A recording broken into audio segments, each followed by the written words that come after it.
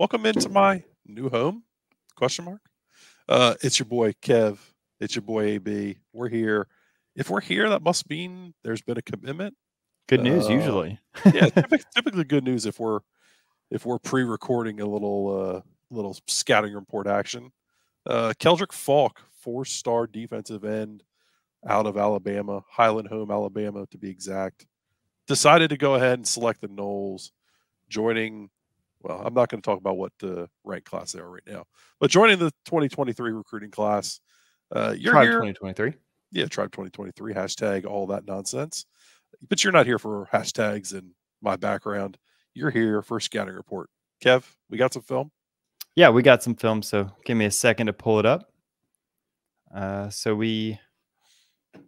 This is the high school highlight tape for Keldric Faulk. He is a defensive end here on the perimeter. Yep, he's listed 6'5", 240. He looks like it. I mean, I think his length and his size just kind of jump off the screen at you, right? Yeah, I think that's what's bringing him up to the recruiting rankings is really the intangibles, the things you can't teach, right? The 6'5". Right. I mean, he just looks like a man amongst boys, right? Yeah. He's a little bursty. I hate that word, but it is what it is. I do think when he's got a purpose as a pass rusher, he gets off the ball really well. And he can play wide receiver for you. Yeah, so we've been looking for one of them for 6 years now. So that's a massive human being playing wide receiver. There is an end on the backside. You see him get off the ball a little bit quicker. When he seems to be kind of stuck between playing the run and playing the pass, he's a little slower getting off the ball. Here he is again playing wide out, runs a little flag, little corner route. Yeah, I think the pros of this kid, the strengths of his game are pretty obvious. Walk me through some of the things that he might have to work on in his time in college. I think he's unrefined as a pass rusher, so he's going to have to work on moves and things like that. Yeah, like this is great change of direction. I love that. He sticks his foot in the dirt, redirects laterally, very quick, very explosive with all that length. This kid with his length could take the zone read running game away pretty easily. Yeah, so what this quarterback's doing is they're reading this guy. Typically, they want to do that to take the defense's best player away from them. So you want to mitigate his impact on the game. Let's read him so we don't have to block him. But what he does is what you would expect to see from a high caliber athlete in high school is he gives the quarterback a pull read by crashing inside. Quarterback pulls it, he recovers, breaks outside, and makes a play. So he kind of, you're trying to take me out of the game. I'm going to put the game in my own hands. So really top tier kids can stick their foot in the dirt and change direction like that. As you get down the board, some of the lower level kids are not quite as athletic type players. They can't do that. Coupled with his length, he could take that run game away on the inside with his length because he can reach out and tackle that running back when he tries to cut back on inside zone. But then being able to redirect on a quarterback like that's nice. Yeah, I think if I'm watching his tape, the intangibles stick out. I think what he's kind of what I'd like to see him develop as he moves on is kind of that flexibility, that bend, that around the corner. He seems a little upright and a little tall, which you kind of expect from a guy that's just able to run by people. But yeah, it's something that you would expect for him to be able to develop and kind of grow into as you build that flexibility. Let's watch him there.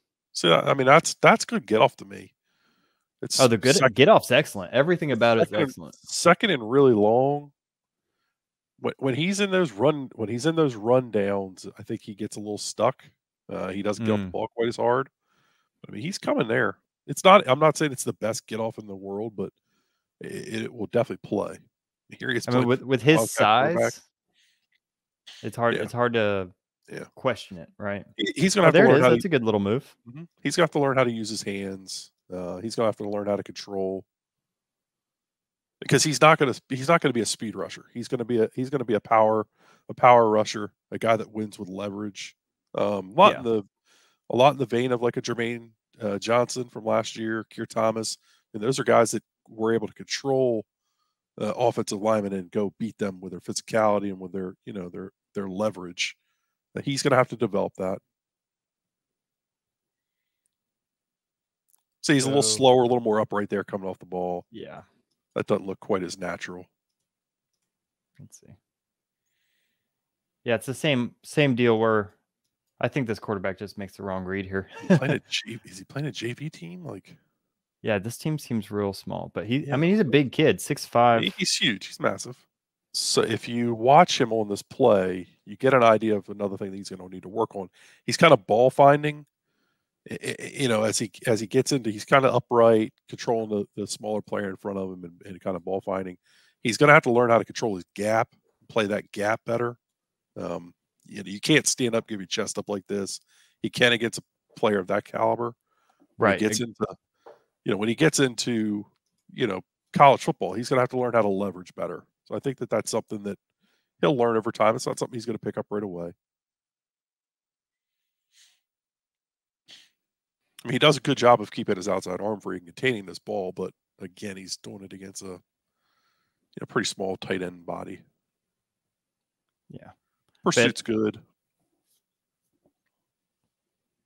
Yeah, I think it's very clear what you're getting with them. I think defensive end, it's kind of one of the easier positions to evaluate, because you look at him and you think, does he stand out on the field? Yes, he makes these other high schoolers look like children. He's got length, he's got size, he's got strength coming into the college game, which is something to be appreciated. They put him on a little twist game there. He's a little stiff. Yeah, that's kind of what I was alluding to earlier, was just you kind of see he can change directions if it's a one cut, but like turning the corner is probably something he needs to work on at the next level. But you got to love the frame that he's got to build on. Oh my God, yes. Look at that effort. He clearly has speed. I mean, he plays wide receiver. Let that get off. Yeah, let's see that. It's 6'5", 240. That's coming off the ball pretty decent. Yeah, I don't think you can complain about it. All right, well, I think we've seen enough film for now. So final thoughts. Where are we at in the class? Where are we at with this kid? How do we feel about kind of this commitment? I think this is a great get to go in Alabama. Now, he's not a player that Alabama themselves was on. Auburn was. You beat out Auburn. You beat out Clemson. This is a young man that elevates the floor and the ceiling of that room, the defensive end room. You pair him with a true speed rusher in Lamont Boots Green Jr. I think that you've got a nice little tandem there. He could play, he could play a little more physical side of the ball at defensive end. Boots could be that pure speed rusher.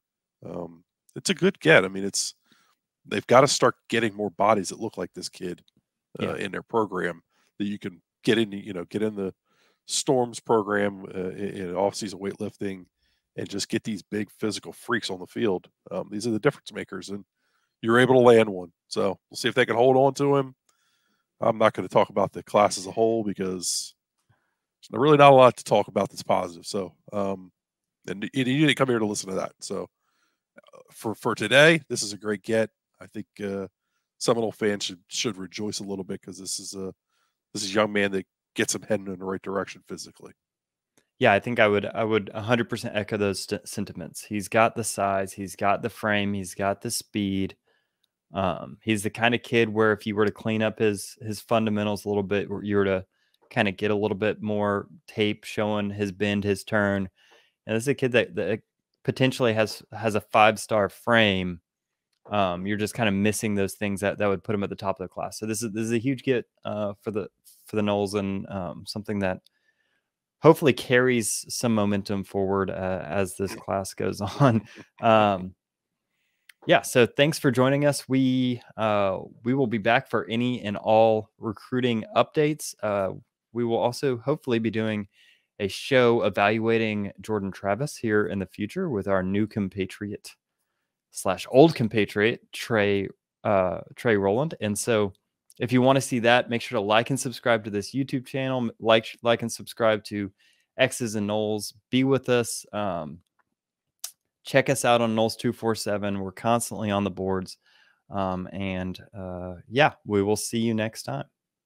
Chop it up.